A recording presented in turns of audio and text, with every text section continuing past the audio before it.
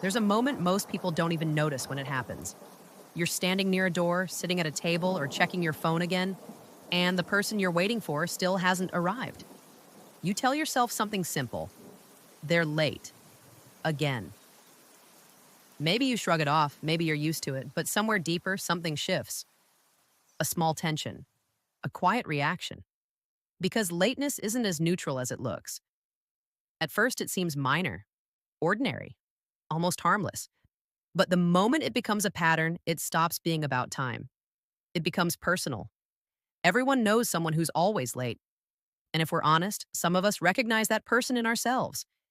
Here's what most people misunderstand: chronic lateness isn't really about time, it's psychological. It reflects how a person relates to pressure, to expectations, and to themselves. When someone is late once, it's a situation. When it happens again and again, it's a pattern. And patterns don't appear randomly, they're built from something deeper. The real difference lies in how people experience time internally. Some people move through life like there's a countdown ticking. Others act as if time is endless, something that will always adjust around them. And then there are those stuck in between, where time feels both urgent and distant at the same time. These are often the ones who end up late. Not because they want to inconvenience others, not because they don't care, but because they're dealing with something invisible. For them, time bends. Behind the delay is usually a quiet internal struggle: pressure, avoidance, overthinking, or even a subtle need for space before facing what's next. If you look closely, it often starts in the smallest moments. They wake up believing they have enough time. They move through their routine calmly, convinced everything will align perfectly. Then something small appears: a message, a task, a reminder from yesterday. It'll only take a minute, they think. But their perception of time isn't based on reality, it's based on intention. Psychologists describe this as emotional miscalculation. It's when people estimate time not by what actually happens, but by what they hope will happen. They plan their day around a perfect version of reality: no delays, no interruptions, no friction. But real life rarely works that way. And still, they believe this time will be different. That's not carelessness, it's optimism. Sometimes excessive optimism. But that's only part of the picture. Another layer is emotional resistance. People who are often late don't just struggle with time, they struggle with transitions. Leaving something enjoyable feels difficult. Starting something stressful feels even harder. Every shift, from rest to action, from one task to another, requires mental energy.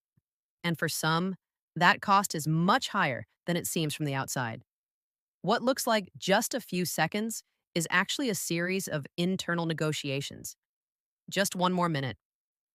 I'll finish this first. I'll go in a second. Those seconds accumulate, they turn into minutes. And before they realize it, they're late again. So when someone says, "I didn't mean to be late," most of the time it's true. But that doesn't make the experience easier for the person waiting, because lateness carries weight. It feels like a small broken promise, even when it wasn't meant that way. And here's the paradox: often, lateness doesn't come from disrespect. It comes from pressure, from trying to do too much, from not wanting to disappoint anyone, from overcommitting and underestimating limits. Some chronically late people are perfectionists. They adjust one more detail, fix something small, make sure everything is just right before leaving. But perfection costs time, and those extra minutes cost punctuality. Their lateness isn't a lack of care, it's misplaced care. Others delay because they're avoiding something emotionally heavy. If an event feels stressful, they slow down. If a situation feels overwhelming, they postpone it. Not consciously, but as a quiet form of self-protection. And then there are the dreamers, people whose attention drifts easily, whose thoughts pull them inward. They don't ignore time, they lose it. Not because it doesn't matter, but because their inner world feels louder than the clock. Then there are people who carry too much, too many responsibilities, too many expectations, too many invisible pressures stacking throughout the day. For them, lateness isn't a choice, it's a side effect of overload. They're not ignoring time, They're being pulled in too many directions at once. If you've ever seen someone rush out the door, slightly out of breath, apologizing before they've even arrived, you've seen it. That look in their eyes isn't indifference.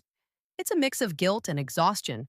They're trying, but time keeps slipping through their hands. Sometimes the roots go even deeper. Some people grow up in environments where time wasn't structured, where routines didn't exist, where being late wasn't a problem. It was normal. So they carry that rhythm into adulthood, not consciously, not intentionally, just as something familiar. Others develop lateness as a quiet form of resistance, not loud rebellion, subtle. If someone grows up feeling controlled, constantly monitored, or pressured to meet expectations, they may later push back in the only safe way they know, by stretching time, by delaying just a little. Not enough to confront the system, just enough to feel in control. For them, lateness becomes a silent expression of independence. And then there's self-worth. Some people misjudge time because they misjudge themselves. They believe they can do more than they realistically can. They overextend. They try to meet every expectation. They fix small details. They try to be perfect. And perfection quietly steals time.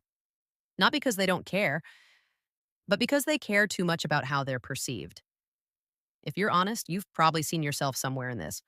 Or maybe you've been on the other side, waiting, wondering why someone can't just be on time. But here's the deeper truth. People who are always late don't value lateness. They value something else more: comfort, approval, calm, escape, imagination, emotional space. And time becomes the thing they sacrifice to protect those needs. There's also something else happening beneath the surface, a kind of quiet optimism. They believe they can fit more into less time. They believe today will go smoother than yesterday. They believe nothing will interrupt them. They believe they can fix one more thing before leaving. And every time they think, this time will be different. Ironically, that hope is exactly what keeps them behind schedule. Their cycle is predictable. Hope to underestimation to rushing to regret to repeat. And over time, that cycle becomes heavy. Because behind every apology is self-criticism. They feel frustrated, embarrassed, sometimes even misunderstood. Because their lateness doesn't reflect how much they care. In fact, many of them are deeply reliable, just not in the way time measures. They show up emotionally. They support others. They remember what matters. Their problem isn't loyalty, it's rhythm. But time doesn't see intention. It only sees action. And that's where the disconnect happens. They're judged by behavior that doesn't reflect who they are, and still they keep believing they can change. Every late arrival comes with the same thought: next time I'll get it right. That belief keeps them trying, but without understanding what's underneath, nothing really shifts. Here's what most people overlook.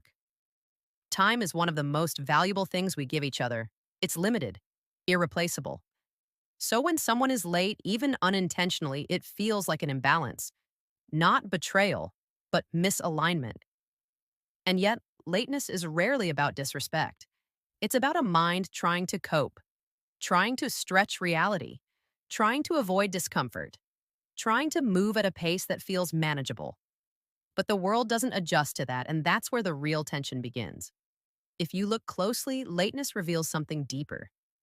It shows how a person handles life emotionally. Some people move in steady steps. Others move in waves. And those who are often late live in waves. Intensity. Calm, overwhelm, escape. Their timing doesn't follow the clock. It follows their internal state. That's why simple solutions don't work. Just leave earlier. Set an alarm. Be more disciplined. None of that touches the real issue because the problem isn't the clock. It's the inner landscape, the pressure they carry, the thoughts they manage, the way their nervous system responds to expectation. For some, time feels like pressure. For others, it feels flexible. But for people who are always late, time feels like something they're constantly trying to catch up with or rewrite, moment by moment. Imagine this. They're about to leave. They look at the clock. They know they should go. And then something small pulls their attention. A thought, a task, a distraction. It'll take a minute. But minutes pass, 5, 10, time keeps moving, but their awareness drifts. Not because they don't care, but because once something captures them, they fall into it completely. For some people, time doesn't just pass, it disappears. They get absorbed in something small, something simple, but their focus becomes so intense that minutes dissolve without warning. Then suddenly, awareness hits. I'm late. Their body reacts instantly. A tight chest, faster movement, urgency takes over. They rush out the door, already apologizing in their mind. And once again, they make the same promise. Next time will be different. But the pattern repeats. If you look deeper, there's usually a quiet belief underneath it. Some people don't feel comfortable being early. It feels awkward, unnecessary, almost like wasted time. They don't want to appear too eager, too available, or out of sync with others. So they aim for a perfect timing, right on the edge. But perfection leaves no room for reality. One delay, and everything collapses. Others experience time differently. They don't track minutes, they live inside moments.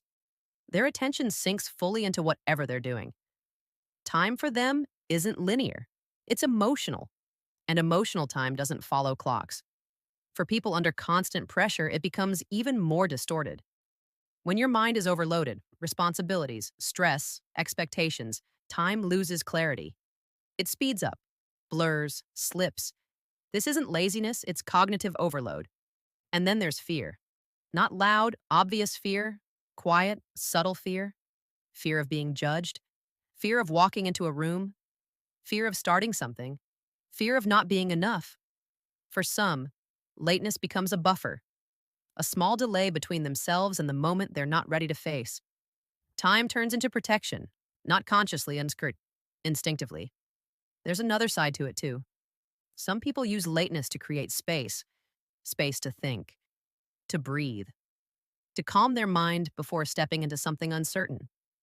It becomes a way to regulate themselves before entering the outside world. And interestingly, many of these people carry qualities that don't match their reputation. They're often creative, emotionally aware, deeply empathetic. They get lost in conversations. They feel things intensely. They see life in layers, not schedules. Time slips because they're fully inside the experience. But understanding this doesn't mean lateness has no consequences. They feel it. The guilt, the embarrassment, the tension it creates. Being late isn't relaxing. It's exhausting. It's adrenaline. It's constant catching up. It's carrying the weight of apologies. And often it creates a deeper fear, being misunderstood, because their behavior doesn't reflect their intentions. And there's a pattern hidden here, too. They're rarely late to things that feel easy or exciting. They're late to things that carry emotional weight, pressure, expectation, responsibility. The more emotionally demanding something is, the more likely they are to delay it, even if they want it. This delay isn't failure, it's a coping mechanism. Another hidden layer is how they see the future. They believe there will be more time later, more energy, more focus. They overestimate their future self. This is what psychology calls the planning fallacy. But in simple terms, it's believing tomorrow will be easier than today. So they overcommit, overpromise, underestimate. And when tomorrow arrives, nothing has changed. Same habits, same pressure, same struggle. But something shifts when awareness appears. The moment someone realizes that their lateness isn't about time, it's about their internal patterns, their beliefs, their emotional responses, their hidden pressure, their avoidance, their perfectionism, their optimism, their overwhelm. Understanding doesn't fix everything instantly, but it changes the direction. Because now, instead of fighting themselves, they start working with themselves. Instead of saying, I need to try harder, they start asking, what makes time feel difficult for me? Instead of forcing discipline through pressure, they build it through awareness. Lateness stops being a flaw, it becomes a signal showing where friction exists inside. And that changes everything, because now small shifts become possible. They begin to notice patterns, they see where time slips. They recognize emotional triggers. They realize they rush when chasing perfection. They delay when feeling anxious. They start telling themselves the truth. I need more time than I think. And slowly, their approach changes. They prepare earlier, not out of fear, but out of care for their future self. They plan based on reality, not hope. They face avoidance gently instead of escaping it. And something new begins to form, a different rhythm, not forced, not perfect, but aligned. They start arriving on time, not everywhere, not always, but where it matters, because they're no longer trying to change who they are. They're learning how to work with who they are. They stop treating time as an enemy. They start treating it as something to move with. And that shift is subtle, but powerful, because punctuality was never the real goal. The real goal is self-understanding, to know what overwhelms you, what you avoid, what drains you, what pulls you in, to understand your emotional rhythm. Because once you understand that, time becomes easier to navigate. And for someone who has spent years running behind, there comes a quiet moment when something changes. They show up on time, not because they forced it, but because they finally understood themselves. That moment isn't dramatic, but it's real, and it becomes a turning point. Because lateness was never about minutes. It was about awareness, about internal patterns, about emotional timing, about the way someone moves through life. And when that becomes clear, even time starts to feel different. Not something to chase, not something to fight, but something to move with, step by step, moment by moment. And that's where everything begins to change. Don't forget subscribe, like the video, and turn on notifications.